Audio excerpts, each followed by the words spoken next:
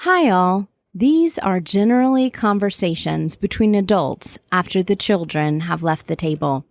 The language can be spicy and the subjects can get saucy. So if you're ready, this is the Southern Fork.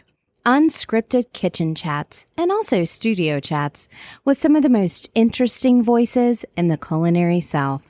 I'm Stephanie Burt, a food and beverage writer based in Charleston, South Carolina, who travels with her fork to write for a variety of publications, from magazines you might have on your coffee table to the website you love to visit for your favorite recipes. And I'm inviting you to come behind the scenes with me to get to know the people who make this Southern culinary landscape so special. I'm always hungry for the next bite, thirsty for that next sip, and ready for the next conversation. Let's dig in.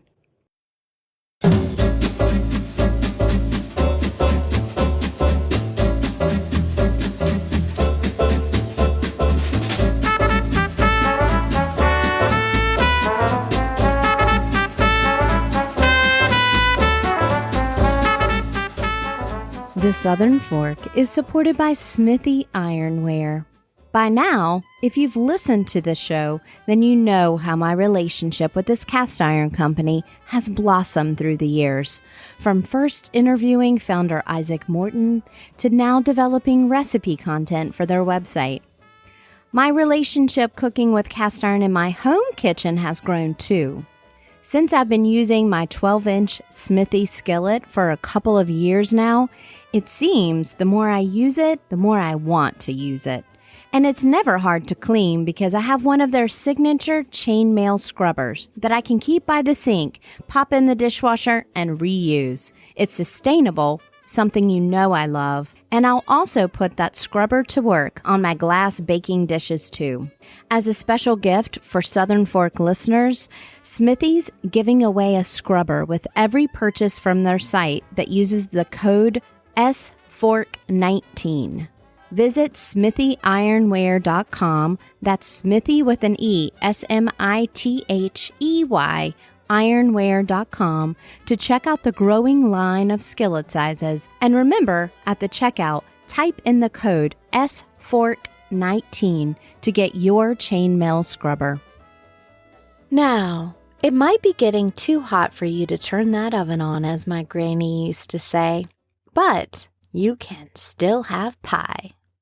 If you got invited to a dinner party with Oprah, Obama, and Andrew Zimmern, and wouldn't that be some invite? Chances are they'd want you to bring a baked good from Red Truck Bakery in Marshall, Virginia. Baker Brian Noyes has served cakes and pies to them, and lots of other famous folks, from his off-the-beaten-path spots. Now 2 of them in the Virginia countryside. I found him through one perfect bite of Lexington Bourbon Cake at Garden & Guns Made in the South weekend. See, I don't consider myself an expert cook, but I do know my way around a bundt pan, and this cake was a confection of my dreams. For Brian, it's a combination of culinary training, sourcing local, and plenty of go big or go home attitude that makes his work a continued and delicious success. I had to know more, and well, he said he'd fly to Charleston with pie. Who could turn that down? Welcome to the Southern Fork. Oh, that's my cue. Hi there. Hi. Glad to be here. Oh, I'm so glad that you're here. Not only because I like you, but mainly because you brought a strawberry rhubarb pie. As I bite into this, will you talk a little bit about this pie? Sure. Mostly I'm thankful that it made it in one piece because TSA sometimes doesn't love one of these coming through, and I had 2, but it's here. The flight attendant guarded it with her life and her big fork, and it's even intact still. So we're a Southern seasonal bakery, and we don't do cherry pies in the middle of November, and I think people are starting to catch on about that.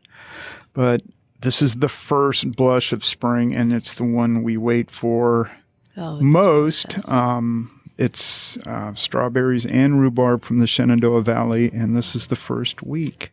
Oh, man. So to squeeze it in before Memorial Day is really great. It all depends on the weather, and here we are. So that strawberry rhubarb combo is a real classic Southern or Appalachian combo. But a lot of people in the South really aren't that familiar about rhubarb. So let's talk about that for just a second. I didn't grow up eating it. The first time I had it was at a restaurant, not at Grandma's house. So what does it really lend to the strawberries? Why is this such a classic pairing? Well, I grew up with it. I'm a California boy, and my dad loved rhubarb pie, and he'd probably be spinning right now if he knew I added strawberries to it. But rhubarb's tart, and strawberries are very sweet. And I think if this was a straight strawberry pie, one, it would be too sweet, and two, it would just, when strawberries bake, they mush, and there wouldn't be much anything but strawberry pudding in the bottom. But the rhubarb kind of adds one texture and bulk, but I think the two of them play really well together. It's tart and sweet and fruity. Rhubarb, I think, is a vegetable. I know the leaves are poisonous, and I know it takes maybe 10 years to get a plant up and running till you can start harvesting. So it looks like red celery, and it's actually kind of greenish red celery. And the opposite ends of the spectrum. I know, isn't that crazy? Right? I didn't love it growing up, but I really look forward to it these days. Well, that kind of layering of flavor is really indicative of what you do at Red Truck, but this wasn't what you always did, although I would say that you always cooked. I mean, you definitely have enough degrees on that there, Brian. I was in publishing for, 30-something years. I was the art director of the Washington Post and the art director of Smithsonian Magazine and Preservation Magazine. I love Preservation Magazine. I need to mention that I'm in Charleston because this is the town of preservation. Yes, yes. We used to hold National Trust conferences here, and that's when I first fell in love with the town. And your mayor, Joe Riley, is his name? Yes, Joe, Mayor Joe. Well, now it's Mayor Tecklenburg. Joe has retired after a long, long tenure, but baking and art directing seem very opposite, but they come from a same creative space for you, apparently. So can you talk about some of the similarities between them? Sure. I was on the creative end and, doing magazines. I was doing graphic design and packaging, and I just kind of wanted to be doing it for me one day. And I love funky little coffee houses and donut places and pie shops up and down the East Coast and into the South. And I used to travel around with a copy of Jane and Michael Stern's Road Food, which Classic, always have yes. the best funky places. They did. And I loved their radio show as well, or the segments they did for the Splendid Table. And we were on there, but maybe I'll mention that later.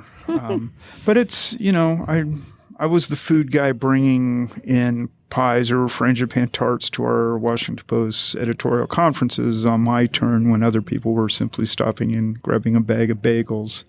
I went through the Culinary Institute of America, the other CIA, I have to say, in D.C., and L'Académie des Cuisines, a revered and much missed kind of cooking school started by a White House pastry chef outside of D.C. So I got my kitchen chops and some training I went through during like summer vacations from the Post or Smithsonian. But I knew when I hit 50 that if I wasn't going to do it, then I'd never get to it. So what I pursued it. About cooking that really spoke to you from the beginning? Because this is a dual thing. Do you find it grounding? Do you find it experimental? What do you love about it? Because it's a practice. It's something a lot of people feel like they're not good at because they do it once and then they have a failure and that's it. Sorry to hear that. I know. We have a cookbook just for that reason. I don't know. I think what I like most of it is its attachment to my past and my family's past and just kind of family heirloom-ishness. Right. And, this is a pie that my dad would love, especially if it didn't have strawberries in it. But it's, I think when I was looking into starting a bakery, I went first through things I really like. And I mean, even to this day, we only serve things I like. Luckily, I have a good palate. But what I like and what I was exposed to was my grandmother's cooking or my mom's cooking or things my sisters would fire up. And all those things are part of what we're doing now. I think about them when I make these things. When I put the cookbook together, I went through my grandmother's recipe box. She's from North Carolina, and there's some great things in there that she used to teach this California boy how to cook Southern. And it becomes a sweet memory every time I kind of fire up her biscuits or her peanut brittle or, something with sorghum in it or something. I mean, I didn't know what any of this stuff was. I grew up eating abalone on the Monterey Pier and fresh orange juice, and to come to her place in the summer and getting meat and three and smothered pork chops and okra and collards. Oh my gosh, what is this Well, we stuff? feel that way about abalone, okay? Well, you're missing something great. No, I've had it now. But I'm saying when I was a kid, I was much more familiar with okra. So the other side is the other side. I love that idea. That is very interesting that now that you're here, it's almost like you're communicating back to that person who was teaching you at that time. I mean, your mom. And my grandmother. And it's really, I think you're exactly right. And maybe I didn't even realize it so much till I started the book and then started talking, with people like you, looking back on it. And it's mostly about the memories and the comfort and just the history of family or a region. I just ran with it when I started a bakery, and we're doing some pretty crazy things these days. Southern Living magazine referred to us as the bakery with a drinking problem. Well, you did send me you did win my heart through a Kentucky bourbon pound cake. Yes, that's our Lexington Bourbon Cake. Yes, and I served it at a little get-together, and everyone said, "How much is in this?" And I was like, all of it. All of it. I was like, I did not make this. And that was a big deal for me to serve a cake that I didn't make. But it just worked out really, really well. But I had that at the Made in the South Awards. Oh, good. Yeah. Last November, Garden and God magazine. That's where you and I met, and I took a bite of that, and I said, who made this? Immediately. Like, who is this person? Lots of times you can taste good work in one bite. Do you agree? I'd say so, especially if there's bourbon involved. We last saw each other a week ago at Thrive, North Carolina. And you had made a rum cake. Yes, it was Vivian Howard Day, and she invited us in to sample those and do a demo on stage. And that rum cake has deep roots in North Carolina. You want to hear that whole story? I would love to hear that story. I think it involves Presbyterian get-together, perhaps? Yeah. My other half, Dwight McNeil, is from Sanford, North Carolina, and he grew up in the First Presbyterian Church of Sanford, and his ancient choir director, Alma Hackney. She doesn't like to be called ancient there. Well, she's not around anymore, but yeah, that was a bad word. But she revered. Let's stick the word revered in there instead. Yes. But she made sure that there was a Alma Hackney rum cake waiting for Dwight every time he came home to visit his parents at Christmas or in the summer or something. And I grew to love that cake. Dwight's mom got the recipe from her before she left, and we promised not to change a thing. It's full of rum. Dwight's choir director would ask Dwight's dad to drive her to the ABC store, where she would hunker down in the car while he went in to get the rum, because no self-respecting Presbyterian choir director could be caught inside an ABC store. Yes. We served that cake from day one at the bakery, and a woman came in, said she's going to a church meeting. She said she needed a cake all sliced up. She picked that cake. We cut it, we wrapped it, we boxed it. She went on her way. She drove around the block. She screeched back into our parking lot. She came running in with the cake and said, "Oh my God, does your rum cake have rum in it? I'm going to an AA meeting." Oh, no. She kept the cake for herself, and we gave her a coffee cake and sent her on her way. Wow. She was like, yeah, I'm not going to give this up now. No, But she was smart. yeah, she was definitely smart. That one was super delicious. And my number one thing to bake is pound cakes. And so I feel a connection to you because both of those are essentially pound cakes, correct? Right. And we have some non-boozy versions. We do a Meyer lemon cake or a Shenandoah apple cake, and they're all kind of pound cakey. Mm-hmm. What is your favorite of the pound cakes? Do you have a favorite? I'm not really a cake guy as much of a pie guy, but I do. I'll bring home maybe a slice of our triple chocolate bundt cake, especially when we kind of teamed up with a local family's ice creamery, and they make for us. They do mix-ins with our cakes into their ice cream, which is great. But if we have the peppermint ice cream with our chocolate cake chunks in it, that's when I grab a slice of our triple chocolate. Oh, that sounds good. I like my ice cream and cakes separate, though. I don't like them to touch. Are you like a peas and carrots divided thing? No, just the ice cream and cake. It is not. But the melted ice cream on that cake gets a little mushy. You probably hate the mush. I hate the texture. It's a texture thing.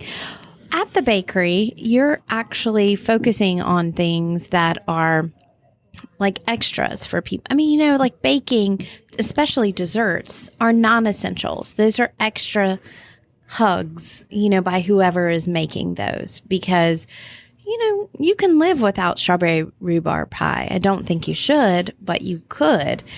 Do you feel that you see a lot of people on special occasions, or have you developed, because you have actually a small cafe and a larger bakery now, do you have more regulars that bring desserts into their daily lives? Does that question make sense? Yeah, we're kind of a destination bakery. A lot of people are trying to get us to open a place closer to DC or in Charlotte or Richmond or something, but it's I like to keep it a destination that they have to drive to a ways. So they do make these kind of road trips just for a cake for a special occasion. The actor Robert Duvall lives near us, and he cut the ribbon for our store. And he was in on Mother's Day, and I always forget about this every year, but he shows up, and he has ordered a cake that we've inscribed, Happy Mother's Day, love. Oh my gosh, Autumn and Virginia, Blue and Virginia, that's what it says. And those are his dogs, and it's for his wife, and they don't have kids, so it's his Mother's Day present to her every year. So he always makes this trek for that cake every year. I mean, that's a pretty good example of this, but right. There's a lot of people out there with their favorite things. I must add that I was wrong when I said he cut our ribbon because he's a cowboy actor and he doesn't cut ribbons, so I had to get him a length of farm rope, and he kind of sawed through it with a pocket knife. It took a little longer than the ribbon cutting. But I grabbed that slice of rope and that knife and told him he's never getting this thing back, and now it's hanging up on our wall, and he came by later and signed it. But that's a cool story. Now, you do have a lot of non-famous guests, but I do know one particular beloved in the Burt household guest was a presidential fan of pie. Am I correct in that? Yeah, there's one guy in particular that kind of put us on the map, and we kind of went through a rough time starting up 10 years ago. I quit my job. I cashed in my savings. I opened this bakery in the middle of nowhere. I hired 3 staffers just as the Great Recession hit, and any prospective investors fled. And it wasn't the middle of nowhere to you. That was where your weekend or your right. I had a farmhouse out there. Right. And being an art director, I knew we needed an old red farm truck out there. So I found one online, and it turned out to be Tommy Hilfiger, who sold it to us and trucked it down to us. So I would bake in the farmhouse and sell out of the truck on Saturday mornings, all the while still working at the Poster Smithsonian. But we launched this little bakery. The New York Times caught on to us. A story appeared my little website of 24 hits one day turned the next day into 57,000 hits when the story appeared on the front page of the New York Times food section. And that's when I smartly thought, we're onto something here, and let's go find a place. And we found an old gas station in the county seat, signed a lease, hired the staff, cashed it all in. The recession hit, and many sleepless nights. But hope that Barack Obama and his incoming administration would kind of pull it together. It was in his hands to solve, and we stuck with him. It was kind of rough going for a while. Mm-hmm. We eventually, within 6 or 7 years, opened up a second larger store. So we had 2 locations, 40-something employees, and we were shipping thousands of things nationwide. So after that first year in the second store, when we had just this crazy busy Christmas, I sat down and wrote a letter to him just saying that we kind of stuck with you. Here we are. Thank you very much. Mailed it, forgot about it. And my store manager called me up. That was in January of his last year, right at Valentine's weekend. My store manager phoned me and said that a guy just stopped by with an envelope from the White House. And I said, well, great, put it on my desk. And so I came in the next day. Indeed, there was one. And then I got an email from Cody Keenan, who is Obama's chief speechwriter. And the email introduced himself and said, we don't normally deliver presidential correspondence by hand, but we did that for 3 reasons. 1, the president liked your story. 2, the president loves pie. Mm-hmm. And 3, I'm on my way to the Inn at Little Washington with my fiancée for Valentine's Day. So there's Patrick O'Connell's one more good thing he did for us. I wrote him back. I said, that's great. He had told me he brought home a moonshine cake for his staff and a pecan pie for Obama. And I thanked him and I said cheekily, well, the pie you should have taken to him is our sweet potato pecan pie with bourbon in it. And he wrote back, just a second. And then he wrote back again, 3 words, POTUS says yes. And so the next day I made that out of season, but here it is in the middle of February, and I made our November pie for him. And a month later or so, I got a call, and it was Cody again, and he said, Obama had some salty language about your pie. And I'm writing all this down, and I write down, just as he says, his quote, "This is some good shit." And then Cody says, and he'd like to write a little salute to you in your bakery success story. And I said, great. And he wanted to post it on the White House website and the Obama Facebook page on Pi Day, PI 3.14, March 14th. Which is the world of Instagram Pi Day, for sure. Because right? National Pie Day, PIE, is in the middle of January. And who makes a good fruit pie? Yeah, we ignore that. We go for the Obama Pie Day. Yeah. Pie Day came, and it almost went. We had to kind of beef up our website and our pie production just in case. Right. And like 1 o'clock or 2 o'clock, nothing's going on. I'm checking the computer and nothing shows up. And so I sent a quick note to Cody. I said, is this the day? He said, let me check. And he wrote back. He says, stay tuned. He says, at 3:14, on 3:14, they're going to release it. And it hit, and it just went crazy. And it was all this whole salute to our story, and it was pretty sweet. And that was great. I remember seeing that. That's a long way to answer your question about that guy and that pie. That guy and that pie. I like long answers. I make my living at that. It's always when people say, yes, I like what I do, that I'm in trouble. Okay. I have some bigger questions now. Hit me. Cashed in your savings, left a sweet gig at Washington Post and or Smithsonian, left the city, drove around in a 1954 truck that probably, even if Tommy Hilfiger owned it, needed some occasional work now and again, and was a gas guzzler, perhaps? Oh, yeah, and an exhaust spewer. Oh, and no seatbelts. And no power steering. Yes, and went into lovely, wonderful, sugar-filled, but still manual labor. A lot of that. Would you do it again? Oh, in a minute. Yeah? Tell us why. Because there are a lot of people that listen that go, how can he do so many things at once? How do you have enough time in the day? Well, I look back at it now and I just keep thinking, oh, I'm so glad I'm my own boss and I don't have to answer anything. I don't even have to really answer to our new group of investors. Our county supervisor helped us find that new second space just as he was retiring. So he kind of took over as our lead investor, and they all report to him, not to me, which is great. And he got all our finances in order, and he handles the messy stuff, and I handle the staff, which is not unmessy, but I also creativity. Oversee the baking and the recipes, and everything's mine. But I just love doing that. And what's weird is all these folks I used to work with in publishing now make the drive out to this destination bakery, and they always say, boy, you got out just in time. And I think somebody I've had on the podcast told you about me, correct? Perhaps maybe a Bonnie Benwick? Oh, that girl. Yeah. We love Bonnie. Hello, Bonnie. Thanks, Bonnie. I got pie. She's jealous. Yeah, she should be jealous. This is some damn good pie. So you do it again. Do you miss the 9 to 5, or have you recreated that? Do you give yourself time off, or is it just a fueling all the time of creativity? I'm always going. I mean, for most of these years, it's been 10 years. I was in at 3 a.m.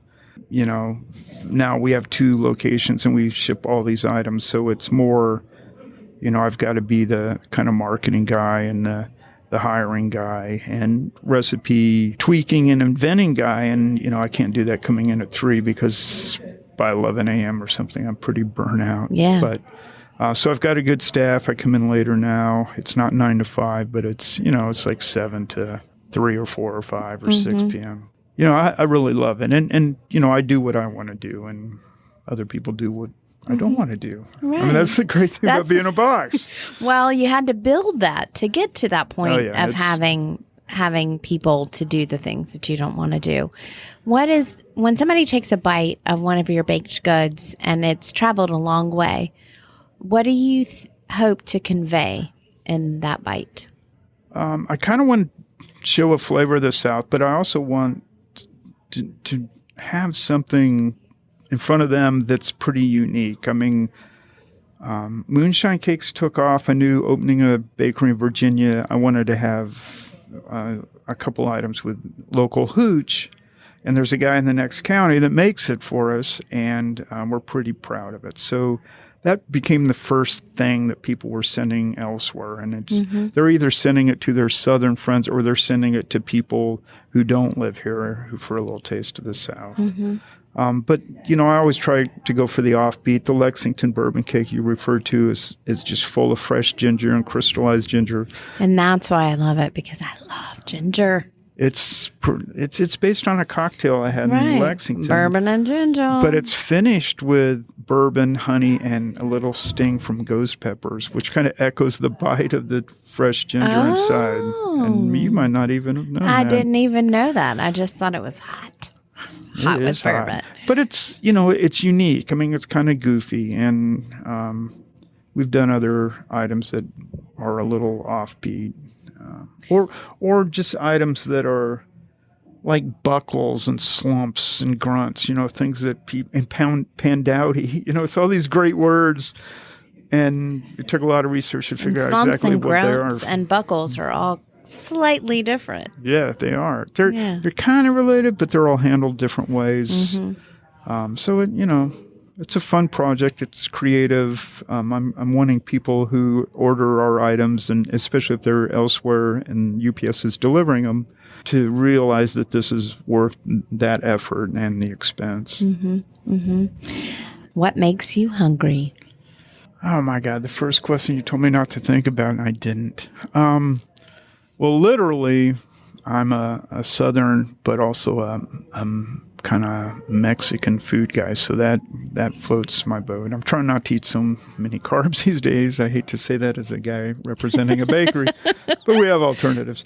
But that's the literal answer. But just doing this whole end of the bakery where now we're up and running and we have 2 locations and we ship all this stuff, and now I can go out and talk about it. I mean, that I'm kind of hungry to kind of spread the Red Truck gospel, and the reception's really great, as we saw with people fighting over those last pieces of rum cake last week in Raleigh. Yeah, there Did was that a little make you bit hungry? of a slow start. Yeah. No, I had 2 of those. Yeah, we noticed. Thanks. That's a problem of my job. It's a weird thing. Everyone watches me eat all the time. It's very interesting. But you're also in that hunger. You're creating a community because you've gotten to know the guy who makes your hooch 1 county over, the county auditor. You buy local. You're cooking seasonally. So you're really like making a home place. Well, let me tell you real quick about that. That's a great little story. As we were working on the cookbook and I wanted to get in touch with these providers, some who I hadn't met, I wanted to include little sidebars on them. And so I called up our really fun, outgoing sorghum guy, and he was in the Shenandoah Valley. And I said, I want to come by and see you, maybe take some pictures. He said, oh, yeah, sure. And I set it up on Google. We drove there. We suddenly found ourselves in a land with no electricity or signals, and horse and buggies and little white farmhouses. And there you go. Google took me to this wacky little driveway where this Mennonite family came out.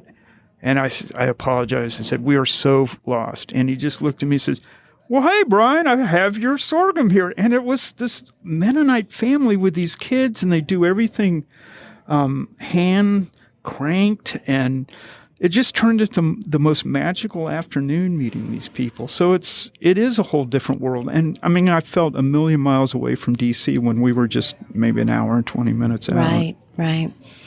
I love that. Different realities. It's like, forget it. You don't need to watch sci-fi. Just get out of town. Oh yeah, I love them. What is one aspect of your current job that really showcases a part of your personality, like where those 2 puzzle pieces just really fit? I was a really shy guy, and I actually still am a shy guy, but I realized when I launched a business for the public, you can't be shy. You got to be the face out front. And so I caught on that people really like to talk to the owner, and then we kind of got known, and so they wanted to see me. And now we have a cookbook, and they really want to see me.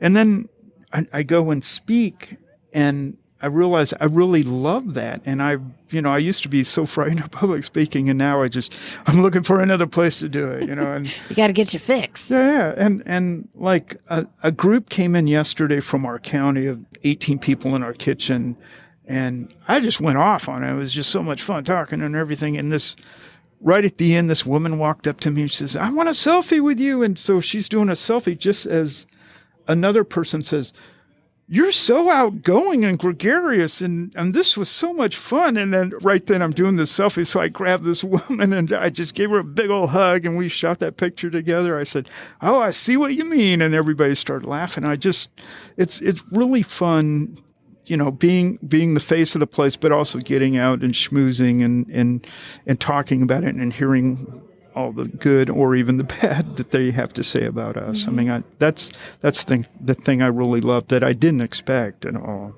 Well, baking makes that connection. I know. So if it was tennis shoes, I mean, who gets excited about that? But, you show up with a pie somewhere.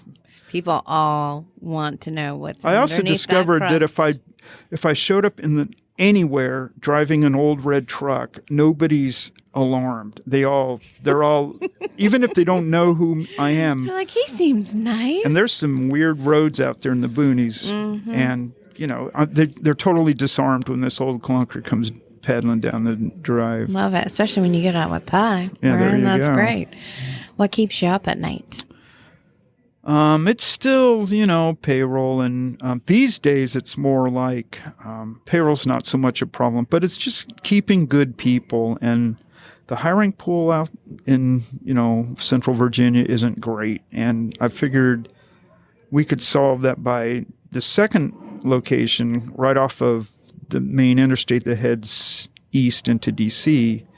It's right on the edge of Fairfax County, which is the big suburban area outside of Washington. And it's, DC's got such a food boom going on right now that they're all driving the other way to work. Right. Well, this is a problem in every place, really, not just yours. And keeping the items consistent. I mean, I really ride everybody hard about that, and they know it. So that pie or that bread or that cake has to be exactly like is made in our Warrenton store yesterday or even, 10 years ago. It's got to be consistent. And that's... Because when somebody gets one cake a year for their dog mommy, it's got to be right. And it's got to be like they remember. That's right. Okay. I'm doubting that you're going to take the red truck on a crime spree that's going to end you on death row, but I care about you, and I will work really hard. I will time travel. I will collect things for you, and I will also bake or cook anything that I can for your death row meal. So what are you sending me out for? There's one thing that I like more than anything else, and it sounds like I'm an alcoholic, but I'm not. And it's something I'm going to go have tonight now that I'm in the beloved town of Charleston. And that's bartender Joey's Brown Derby at the Belmont on King Street. I mean, I get one a year, I think, whenever I'm here.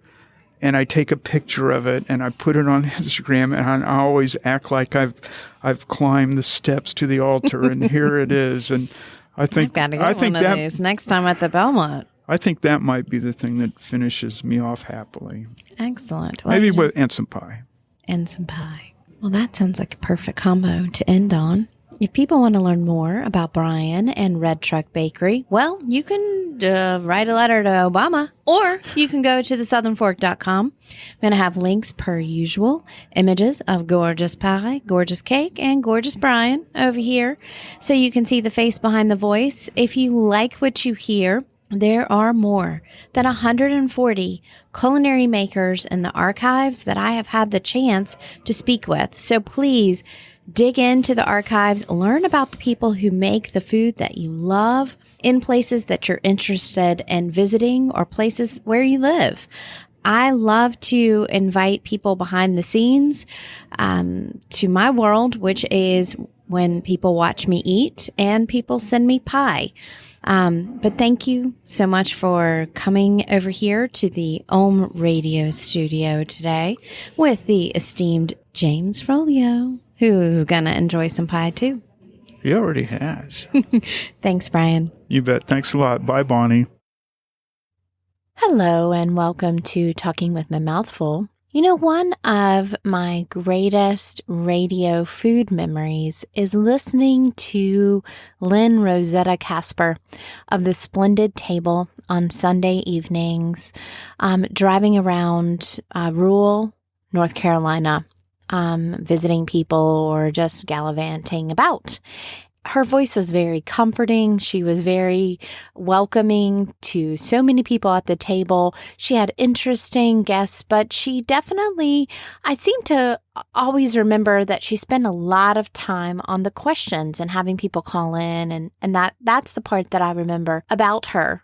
She was really, really focused on the home cook. So when, of course, she retired, we all were very sad. And then when Francis Lamb got the position to be the host of the Splendid Table, everyone was really interested in how he was going to handle that show.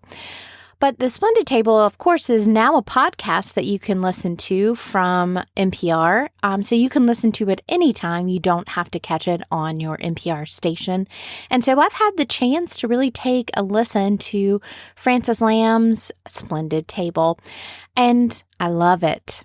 Francis has done a wonderful job because he has not tried to be Lynn Rosetta Casper, because of course that would fail very badly. There's only one Lynn.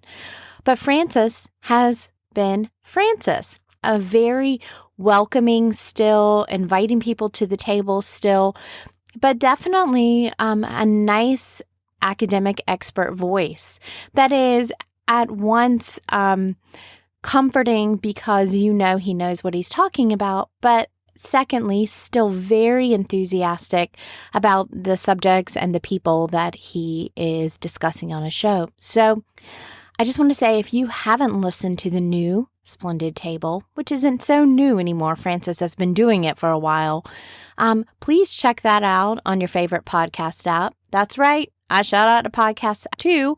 It's what I'll be listening to this summer sometimes while I'm cooking in my kitchen. Thanks a lot. Talk to you next time.